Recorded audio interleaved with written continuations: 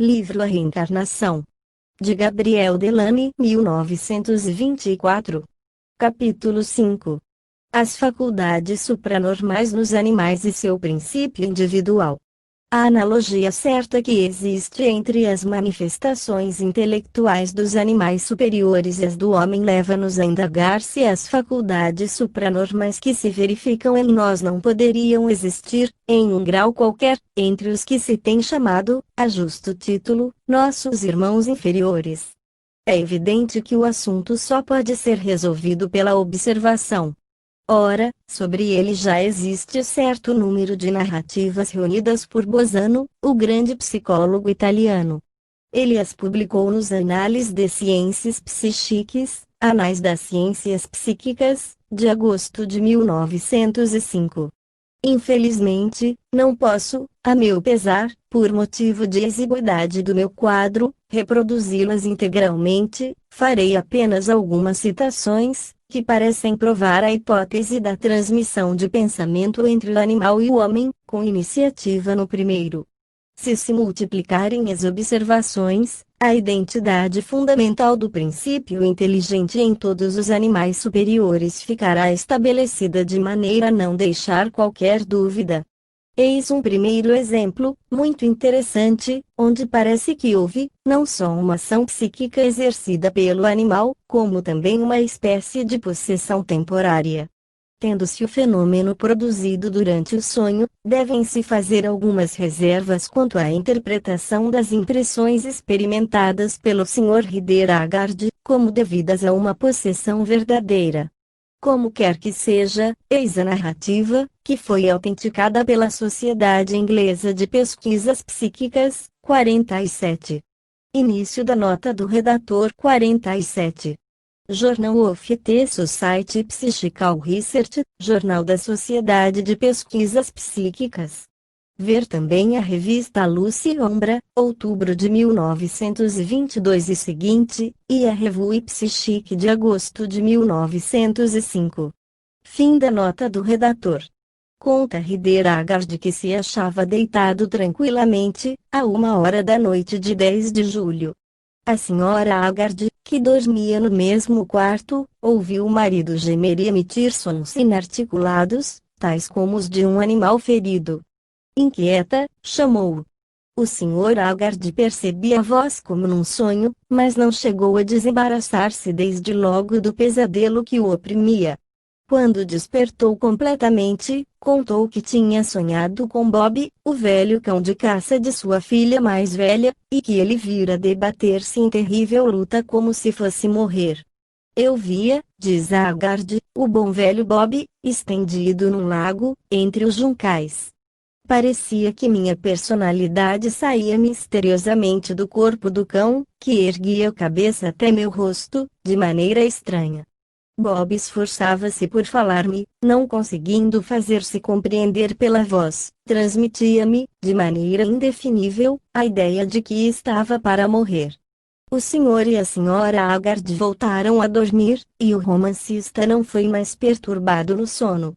De manhã, ao almoço, ele contou às filhas o sonho que tivera e riu com elas do medo que a mãe tinha sentido. Atribuía o pesadelo à má digestão. Quanto a Bob, ninguém se preocupou com ele. Mas, à hora da refeição cotidiana, ninguém o viu. A senhora Haggard começou a experimentar alguma inquietação e o romancista a suspeitar de que se tratava de algum sonho verídico. Fizeram pesquisas que duraram 4 dias, ao fim dos quais o Sr. Haggard encontrou o pobre cão flutuando nas águas de um lago, a 2 quilômetros da casa, com o crânio fendido e 2 patas quebradas. Um primeiro exame feito pelo veterinário fez supor que o infeliz animal tinha sido apanhado numa armadilha, mas acharam-se provas indiscutíveis de que ele fora esmagado por um trem, na ponte que atravessava o lago, e que tinha sido projetado em seguida, caindo entre as plantas aquáticas. Na manhã de 19 de julho, um cantoneiro da estrada de ferro achou na ponte a coleira ensanguentada de Bob. Não restava dúvida de que o cão morrera na noite do sonho. Sucedera que havia corrido essa noite, um pouco antes das 24 horas, um trem extraordinário de recreio, que fora a causa do acidente. Todas essas circunstâncias ficaram provadas pelo romancista, por meio de uma série de documentos testemunhais. Segundo o veterinário, a morte devia ter sido instantânea, teria, pois, precedido, de 2 horas ou mais, o sonho de Haggard, 48. Início da nota do redator 48. Este caso se aproxima do de Calthrop, que encontrou seu cavalo afogado depois de ter sonhado com o acidente, na noite em que ele se produziu. Fim da nota do redator. Comentando este fato, Bozano faz notar que, entre as causas que poderiam ser invocadas para explicar o sonho, a ação telepática do animal é a mais provável, pois que nenhuma pessoa humana assistiu verossimilmente ao acontecimento. A clarividência pura e simples pela telestesia exige uma causa externa, e a do pensamento do animal é a única que se pode invocar no caso. Vejamos outros exemplos em que esta ação parece igualmente em jogo. Sabe-se que, por vezes, aquele que experimenta uma ação telepática vê-se forçado a deslocar-se. É provável que, no seguinte caso, se haja produzido algo semelhante. Eilo, 49. Início da nota do redator 49. Journal of the Society for Psychical Research, Jornal da Sociedade de Pesquisas Psíquicas. Fim da nota do redator. Possuo um cão, educado por mim, que tem 5 anos de idade. Sempre gostei muito dos animais e, sobretudo, dos cães. O de que se trata, de tal maneira retribui minha afeição, que não me deixa ir a lugar nenhum, nem mesmo sair do quarto, sem acompanhar-me. É terrível caçador de ratos, e como a despensa costuma ser frequentada por esses roedores, fiz ali uma caminha bem cômoda para Frido. No mesmo compartimento havia um fogão com um forno para assar o pão, assim como uma caldeira para lixivia, munida de um tubo que ia ter a chaminé. Não deixava eu nunca, à noite, de acompanhar o cão à sua cama, antes de retirar-me. Tinha-me despido e ia para o leito, quando fui tomado, de repente, por uma sensação inexplicável de perigo iminente. Só podia pensar no fogo e foi tão forte a impressão, que acabei por ceder. Tornei a vestir-me, desci e me decidi a visitar o apartamento, quarto por quarto. Chegado à despensa, não vi Frido, supondo que ele tivesse ido para o andar superior, chamei-o, mas em vão. Fui onde estava minha cunhada e lhe perguntei pelo cachorro, ela nada sabia. Comecei a ficar inquieto. Não atinava com o que fazer, quando me lembrei de uma frase, que faria o cão responder, vamos passear, Frido, frase que lhe causava sempre grande alegria. Um gemido sufocado, então, como que enfraquecido pela distância, chegou-me aos ouvidos. Recomecei, e ouvi distintamente um lamento do cão em perigo. Tive o tempo de me assegurar que o ruído vinha do interior do cano que faz comunicar a caldeira com a chaminé. Não sabia como proceder para tirar o cão dali. Apanhei uma enxada e comecei a quebrar a parede, no lugar. Consegui, enfim, tirar Frido, já meio sufocado, com ânsias de vômito, com a língua e o corpo inteiramente sujos de fuligem. Alguns momentos mais, o meu favorito estaria morto, e como só raramente nos servimos da caldeira, nunca teria sabido, talvez, que fim ele levara. Minha cunhada veio, atraída pelo ruído, e descobrimos um ninho de ratos no forno, do lado do tubo. Frido, evidentemente, havia perseguido um rato até o interior do cano, e ali ficara sem poder voltar-se para sair. Tudo isso se passou há alguns meses e foi então publicado pela imprensa local. Mas eu nunca teria pensado em comunicá-lo a essa sociedade, se não fora o caso de Rider Haggard. Assinado, J. Young. Repito que existem muitos outros exemplos dessa ação telepática, que a falta de espaço não me permite reproduzir, o que me obriga a aconselhar ao leitor o trabalho de Bozano. Chego, agora, a um caso de ação telepática experimentado por duas pessoas ao mesmo tempo, o que exclui a hipótese de uma alucinação entre a alma animal e a alma humana, pois que parece tratar-se, aqui, de um duplo animal, que produz um ruído físico, caso auditivo coletivo. Megatério é o nome de meu cãozinho, que dorme no quarto de minha filha. Na última noite, acordo, repentinamente, ao ouvir pular no quarto. Conheço muito bem sua característica maneira de saltitar. Meu marido não tardou a acordar, por seu turno. Perguntei-lhe: ouves? Responde ele: é Meg. Acendemos uma vela, olhamos por toda parte, e não vimos nada no quarto. A porta, entretanto, estava bem fechada. Veio-me, então, a ideia de que alguma desgraça tinha sucedido a Meg. Tive a sensação de que ele morrera naquele instante. Olhei o relógio, para verificar a hora, e achei que devia descer e ir imediatamente assegurar-me do que houvera. Mas aquilo me parecia tão absurdo e fazia tanto frio. Fico um instante indecisa e o sono me empolga. Pouco tempo decorre, alguém vem bater a porta. Era minha filha, que exclama com grande ansiedade: mamãe, Meg está morrendo. Descemos a escada de um salto e encontramos Meg, virado de lado, com as pernas rígidas, como se estivesse morto. Meu marido levantou, sem chegar a compreender o que se passou. Verifica-se, enfim, que Meg havia enrolado, não se sabe como, a correia de sua roupinha em torno do pescoço, por forma que estava quase estrangulado. Libertamo-lo imediatamente. Logo que o cão pôde respirar, não tardou a reanimar-se e restabelecer. Para maiores informações, envio o leitor ao jornal For Psychical Research. Poder-se-ia supor, talvez, que a ansiedade no caso, experimentada pela senhorita Beauchamp, foi transmitida à mãe. Mas é inteiramente improvável que a alucinação sugerida se haja traduzido para os dois percipientes sob a forma de ruídos que lembrassem os saltos de Meg. Penso que a hipótese do duplo do animal é a mais provável. Uma observação muito curiosa, narrada por Andersen, parece estabelecer que podem existir relações simpáticas, a grande distância, entre o homem e o animal, e que esta ação é capaz de traduzir-se na forma de pressentimentos, tal como sucede entre os humanos. Reproduzo textualmente a interessante narração.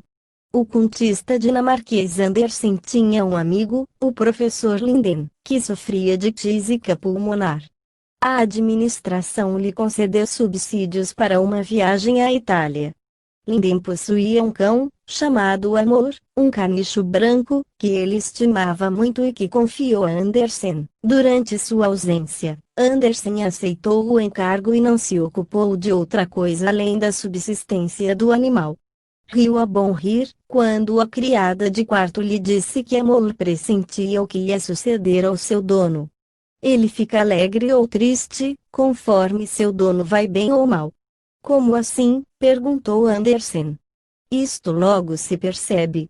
Por que aceita ou recusa a comida sem estar doente? Porque fica de cabeça baixa, durante muitos dias, até que o senhor recebe uma notícia má de Linden. O cão sabe perfeitamente o que o dono faz na Itália e o vê, porque seus olhos têm, às vezes, uma singular expressão. A partir desse instante, apesar do seu cepticismo, Andersen começou a observar o cão. Uma noite sentiu qualquer coisa fria na mão e, abrindo os olhos, percebeu o cão, diante da cama, que lhe lambia a destra. Teve um arrepio. Acariciou o animal para o tranquilizar, mas Amor soltou um gemido doloroso e lançou-se ao chão, com as quatro patas estendidas. Nesse instante, conta Andersen, fiquei convencido de que meu amigo tinha morrido. E tão certo estava que, no dia seguinte, substituí minha roupa escura por uma preta. Pela manhã, encontrei um conhecido que me perguntou por que estava triste. Respondi: esta noite, às 11h27, morreu Olof Linden. Como soube mais tarde, foi essa hora de sua morte. No exemplo que se segue, as testemunhas descrevem movimentos de objetos sem contato, os quais se produziam em uma casa mal assombrada, enquanto o cão parece ter tido conhecimento da personagem inteligente, mas invisível, que deles era a autora. Um caso provável de clarividência, 50. Início da nota do redator, 50. Psychist Studien, revista, julho de 1908, página 64. Fim da nota do redator. Em uma carta dirigida ao Dr. Dariex, a propósito de uma casa assombrada, em Versalhes, M.H. de V. assim se exprime. Ao fim de uns 10 minutos, em que a criada nos contava seus aborrecimentos, uma velha poltrona de carretilhas, colocada num canto, à esquerda, pôs-se em movimento e, descrevendo uma linha quebrada, veio passar entre mim e Sherwood, depois rodou sobre si própria, cerca de 1 metro atrás de nós, bateu 2 ou 3 vezes no chão com seus pés de trás e voltou em linha reta a seu canto. Isto se passou em pleno dia e podemos convencer-nos de que não havia compadresco nem truque de qualquer gênero. A referida poltrona por 3 vezes fez o mesmo curso, tomando o cuidado, fato estranho, de não bater em ninguém. Ao mesmo tempo, pancadas violentas se faziam ouvir do outro lado, no quarto vizinho, cujas portas estavam inteiramente abertas e que jazia completamente deserto. O amigo que nos tinha levado assolou o seu cão para o canto da sala, o animal voltou uivando, tomado, evidentemente, de profundo terror. O amigo foi obrigado a conservá-lo no colo, durante todo o tempo em que ficamos na casa.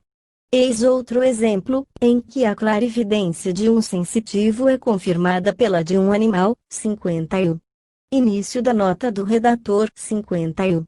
Caso colhido em Psychist Studien, de novembro de 1905. Fim da nota do redator. Refere-se ao fantasma de um cão visto por um gato. Carrington narra o seguinte caso, muito curioso.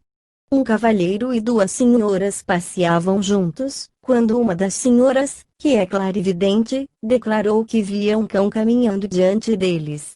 Descreveu, minuciosamente, as 2 outras pessoas, que nada viam. Enquanto conversavam, um gato saiu de uma casa vizinha e aproximou-se muito tranquilamente até o ponto em que a senhora acusava a presença do cão.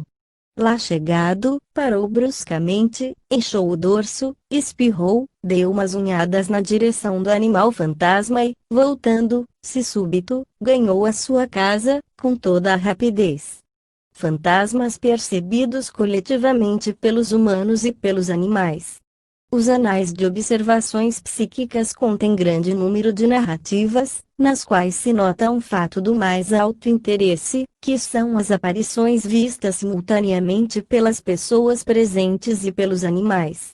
Supondo que a visão seja subjetiva, ela demonstra que o animal possui, como o homem, uma indiscutível faculdade de clarividência. No caso contrário, se imaginarmos que a visão é objetiva, é preciso então concordar que o fantasma é real, pois que o animal o percebe, ao mesmo tempo que as demais pessoas. Vejamos 2 exemplos, em que o fantasma é visto primeiramente pelo animal. Parece deduzir-se desta narrativa que o cão, muitas vezes, percebia por clarividência seres que eram invisíveis às pessoas presentes, o que aproxima o caso daquele acima relatado, com referência à casa assombrada de Versalhes. Visões de fantasmas humanos longe de qualquer coincidência telepática e percebidos coletivamente pelos homens e pelos animais. 8 de agosto de 1892. Lá para o ano de 1874, quando eu não tinha mais que 18 anos, estava em casa de meu pai, e, em certa manhã de verão, levantei-me às 5 horas, a fim de acender o fogo e preparar o chá. Um grande cão de raça, que tinha o hábito de me acompanhar por toda parte, achava-se ao meu lado, enquanto eu preparava o fogo. Em dado momento, ouvi soltar um uivo surdo e o vi olhar na direção da porta. Voltei-me para esse lado e, com grande terror, percebi uma figura humana, alta e tenebrosa, cujos olhos flamejantes se dirigiam a mim. Dei um grito de alarme e caí de costas no chão. Meu pai e meus irmãos correram imediatamente, acreditando que ladrões tinham penetrado em casa. Contei-lhes o que vira e eles julgaram que a visão tinha por fonte a minha imaginação perturbada por uma recente doença. Mas por que teria também o cão percebido alguma coisa? O aludido cão via por vezes aquilo que era invisível para mim, lançava-se para o invisível, fazendo gesto de morder no ar, e me encarava de certo modo, como a dizer, não vês tu? HFS 52. Início da nota do redator 52. Proceedings of TSPR, volume 10, página 327. Fim da nota do redator. Visual com precedência do animal sobre o homem. Era uma tarde de inverno do ano de 1800. Eu estava em meu quarto, sentado perto do fogo, inteiramente absorvido em acariciar minha gatinha favorita, a ilustre senhora Catarina, que, não é mais deste mundo. Ela estava encolhida em meu colo, em atitude de quase sonhadora, com os olhos cerrados, como adormecida. Apesar de não haver luz no quarto, os reflexos da chama iluminavam perfeitamente todos os objetos. O compartimento em que nos achávamos tinha duas portas, uma das quais dava para um apartamento provisoriamente fechado. A outra, colocada defronte da primeira, abria para o corredor. Alguns minutos havia que minha mãe me deixara, e a confortável e antiga poltrona de espaldar, muito alta, que ela ocupava, ficou vazia. Minha gatinha, com a cabeça apoiada em meu braço, parecia cada vez mais sonolenta, e eu já pensava em ir deitar-me. De repente, vi que alguma coisa inesperada tinha perturbado a tranquilidade de minha favorita. Ela havia cessado bruscamente de ronronar e dava sinais evidentes de crescente inquietação. Inclinei-me para ela, procurando acalmá-la com minhas carícias, quando, abruptamente, ela se levantou, começou a soprar fortemente, com o dorso erguido, a cauda eriçada, em postura de desafio e terror. Levantei a cabeça, por minha vez, e vi, com assombro, uma pequena figura, feia, encarquilhada, de velha megera, sentada na poltrona de minha mãe. Tinha as mãos nos joelhos e corpo inclinado, de modo a ficar com a cabeça perto da minha. Os olhos penetrantes, luzentes, maus, fichavam-me, imóveis, parecia que era o diabo que me encarava por aqueles olhos. As vestes e o conjunto do aspecto eram os de uma mulher da burguesia francesa, mas não me preocupei com isso, porque os olhos dela, com as pupilas estranhamente dilatadas e uma expressão má, absorviam-me completamente os sentidos. Quis gritar com todas as forças dos meus pulmões, mas os tais olhos maléficos me fascinavam e tiravam-me a respiração. Não podia desviar a vista e ainda menos levantar-me. Entre mentes, procurei segurar fortemente a gata, esta, porém, não parecia querer ficar naquela horrível vizinhança. Depois de esforços desesperados, conseguiu libertar-se, saltando pelas cadeiras, pelas mesas, por tudo que encontrava diante de si, atirou-se, por muitas vezes, e com violência extrema, aos caixilhos superiores da porta que dava para o apartamento fechado. Em seguida, voltando-se para outra porta, começou a atirar-se para ela, com redobrada fúria. Meu terror tinha aumentado, ora olhava para a megera, cuja vista maléfica continuava fixada em mim, ora seguia com os olhos a gata, que se tornava cada vez mais frenética. Por fim, a terrível ideia de que o animal pudesse enraivecer teve por efeito restituir-me a respiração e comecei a gritar com todas as forças. Minha mãe veio apressadamente. Logo que abriu a porta, a gata saltou-lhe pela cabeça e durante uma boa meia hora continuou a correr pela escada, de alto a baixo, como se alguém a perseguisse. Voltei-me para mostrar à minha mãe a causa do meu espanto, mas tudo havia desaparecido. Em semelhantes circunstâncias, é bem difícil apreciar a duração do tempo. Calculo, entretanto, que a aparição tenha persistido durante 4 ou 5 minutos. Soube-se, em seguida, que essa casa pertencera, outrora, a uma mulher que se havia enforcado naquele mesmo quarto. Assinado, Senhorita K. O general K., irmão da percipiente, confirma a narrativa acima. 53. Início da nota do redator. 53. Para melhores informações sobre o caso, veja-se o Jornal OFT-SPR, volume 888, páginas 268 a 271. Fim da nota do redator. A impressão produzida na gata foi tão profunda que durante meia hora ela ficou desvairada. Neste caso, é mais provável que a aparição fosse real.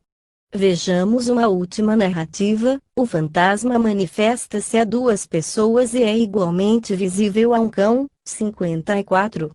Início da nota do redator. 54. Veja-se o artigo de Bozano, nos Anales de Ciências Psíquicas, agosto de 1908. Fim da nota do redator. A aparição de Palladia, visual, auditiva, coletiva. Palladia era uma jovem, morta aos 15 anos, e que apareceu por diferentes vezes, e a muitas pessoas. Em 1855, morava eu, com meus pais, em um campo do governo de Poltava.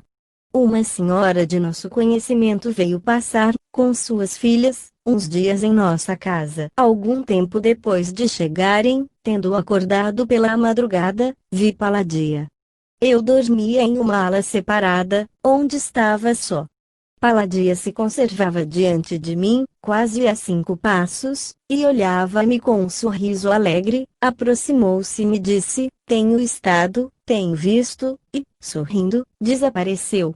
O que queriam dizer estas palavras não compreendi. Dormia comigo, no quarto, o meu seter. Desde que vi Palladia, o cão não latiu mais, quando, ordinariamente, não deixava entrar ninguém no quarto, sem latir ou rosnar. E todas as vezes que o cão via Palladia, agarrava-se a mim, como a buscar um refúgio. Quando Palladia desapareceu, vim para casa e não contei a ninguém o incidente. À tarde do mesmo dia, a filha mais velha da senhora que morava conosco disse-me que um fato estranho lhe havia ocorrido pela manhã. Tendo acordado muito cedo, referiu ela, senti como que alguém, em pé, à cabeceira de minha cama, eu ouvi distintamente uma voz que dizia: "Não me temas, eu sou boa e amiga."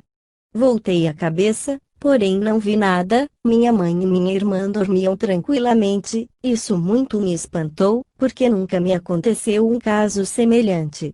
Respondi-lhe que muitas coisas inexplicáveis nos sucedem, mas não lhe disse nada do que vira de manhã. Só um ano mais tarde, quando já era seu noivo, foi que lhe contei a aparição e as palavras de Palladia, naquele mesmo dia. Não foi ela que a veio ver também? Devo acrescentar que tinha visto aquela senhorinha pela primeira vez e não pensava absolutamente desposá-la. Lugares assombrados. Em muitas regiões há narrativas por onde se vê que existem localidades que parecem assombradas, produzem-se fenômenos anormais, tais como ruídos inexplicáveis, deslocamentos de objetos sem causa conhecida, e se assinalam, por vezes, aparições. Eis 2 casos bem curiosos, em que os animais experimentam verdadeiro terror. O primeiro vem descrito nos Phantasms of the Living, volume 2, página 197. Visão coletiva, 2 de março de 1884. Em 1875, minha irmã e eu, que andávamos pelos 13 anos, saímos de casa, em carro, lá para as 4 da tarde, de um dia de verão, quando vimos, de repente, acima de uma sebe, uma forma de mulher, que deslizava sem ruído. Essa forma era branca e estava em posição oblíqua, a uns 10 passos do solo. O cavalo parou, de súbito, e tremia de susto de tal forma que não tivemos mais ação sobre ele. Eu exclamei, dirigindo-me à minha irmã: "Vê?" Ela respondeu que via e dirigiu a mesma pergunta ao rapaz Cafrui, que estava no carro. A forma atravessou a sebe, passou por cima do campo e perdemo-la de vista, para além de uma plantação. Creio que a observamos durante 10 minutos. Ela nunca tocou o chão, mas pairava a pouca distância da terra. Chegados a casa, narramos a visão. Nunca tive outra, antes ou depois. Estávamos os três de boa saúde e ninguém nos havia sugerido a ideia de uma aparição antes daquela. Mais tarde nos disseram que se supunha assombrado o caminho e que muitos habitantes do local tinham visto ali uma aparição. Violet Montgomery, Lidinês Montgomery. O segundo caso é ainda mais significativo, porque muitos animais que experimentaram a influência do lugar assombrado morreram em seguida ao susto. Durante os fenômenos do cemitério de Arensburg, na ilha de Oisel, em que ataúdes foram encontrados em abóbadas fechadas e os fatos foram verificados por uma comissão oficial, os cavalos daqueles que vinham visitar o cemitério ficaram tão excitados e espantados, que se cobriram de suor e espuma. Algumas vezes se lançavam em terra e pareciam agonizar, apesar dos socorros que lhes traziam. Imediatamente, muitos morriam ao fim de 1 ou 2 dias. Neste caso, como em tantos outros, posto que a comissão fizesse uma investigação muito severa, nenhuma causa natural se descobriu. R. Daily Forte Falls on the Boundary of Another World, página 188. Alguns exemplos que referi são tomados entre grande número de outros que a falta de espaço não me permite reproduzir. Eles apresentam uma variedade de manifestações, que as aproxima das verificadas entre os humanos. Vimos, com efeito, que a ação telepática é a explicação mais provável para o caso de Rider Haggard e de Jung. Em seguida, notamos que o desdobramento do cão megatério é igualmente a hipótese mais verossímil para explicar os ruídos percebidos pelo casal Beauchamps. Até os pressentimentos são também apanágio da raça canina e, enfim, a clarividência se acusa nos casos de habitações assombradas. Assim, tudo a que se convencionou chamar faculdades supranormais se encontra na psique animal, o que assemelha definitivamente com a alma humana. Para responder à objeção de que não se deve ligar grande importância a anedotas dessa natureza, que podem ser inventadas com todas as peças ou deformadas pela imaginação dos narradores, lembrarei que essas narrativas são, pela maior parte, tomadas à Sociedade Inglesa de Pesquisas Psíquicas, que instituiu inquéritos minuciosos para cada um dos casos que lhe foram assinalados, e que só conservou aqueles cuja autenticidade ficou indiscutivelmente demonstrada. Vou chegar, agora, a outro aspecto da questão, o que consiste em estabelecer a sobrevivência do princípio pensante no animal. Falo-ei citando exemplos de visões relativas a animais póstumos e alguns fatos que parecem estabelecer que a individualidade pensante de nossos irmãos inferiores está ligada também a uma forma indestrutível, que é o seu corpo espiritual. Haveria, pois, assim, uma continuidade perfeita nas manifestações da inteligência encarnada ou desencarnada, em todos os graus da escala da vida. Comecemos este estudo pela visão de animais defuntos, que médiuns ou clarividentes descrevem com exatidão, sem os ter nunca conhecido, ou, se os conheceram, sem terem sido informados de sua morte. Eis um primeiro exemplo, contado pela célebre médium, Senhora de Esperance. Colho o caso de um interessante artigo, por ela publicado na Light de 22 de outubro de 1904, página 511. Uma só vez sucedeu-me uma prova pessoal da presença, em espírito, de um animal que eu havia muito bem conhecido em vida. Tratava-se de um pequeno terrier, grande favorito de minha família, o qual, em consequência da partida do seu dono, tinha sido dado a um dos seus admiradores, que habitava uma centena de milhas distante de nós.